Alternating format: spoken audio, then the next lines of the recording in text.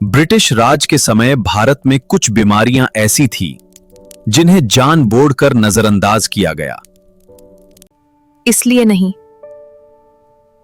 क्योंकि उनका इलाज मुमकिन नहीं था, बल्कि इसलिए क्योंकि उन बीमारियों से मरने वाले ज्यादातर भरातिया थे। 19वीं सदी का भारत सिर्फ बीमारियों से नहीं बल्कि लापरवाही से पीड़ित था। ब्रिटिश डॉक्टर्स जानते थे कि हैजा गंदे पानी से फैलता है। साफ पानी उपलब्ध कराया जा सकता था, लेकिन भरातिया बस्तियों में यह नहीं दिया गया। इसका नतीजा यह हुआ कि हजारों लोग चुपचाप मरते रहे।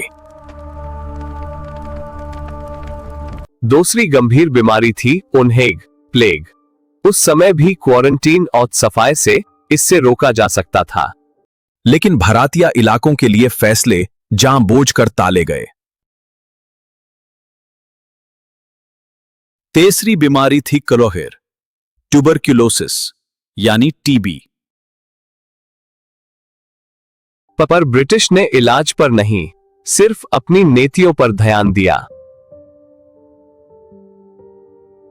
ब्रिटिश सरकारी रिपोर्ट्स में एक बात बार बार लिखी गई।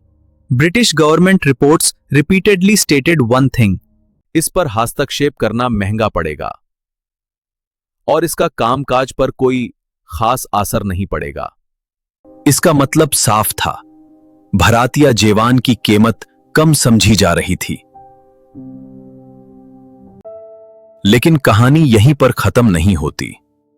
जब वही बीमारी ब्रिटिश कैंटोनमेंट तक पहुंची, तब सरकारी व्यवहार अचनच बदल गया। हॉस्पिटल्स बने, डॉक्टर्स बुलाए गए और दवाइयां मिलने लगी। लेकिन भरातिया इलाके अब भी इंतजार में ही रहे। यह सिर्फ लापरवाही नहीं थी, यह एक सोची समझी शासन नीति का हिस्सा थी, जहां स्वास्थ्य भी शक्ति और नियंत्रण का जरिया बन चुका था। आज सवाल सिर्फ इतना है, क्या हर जिंदगी की कीमत हमेशा बराबर होती है, या इतिहास सिर्फ रूप बदलकर खुद को दोहराता रहता है?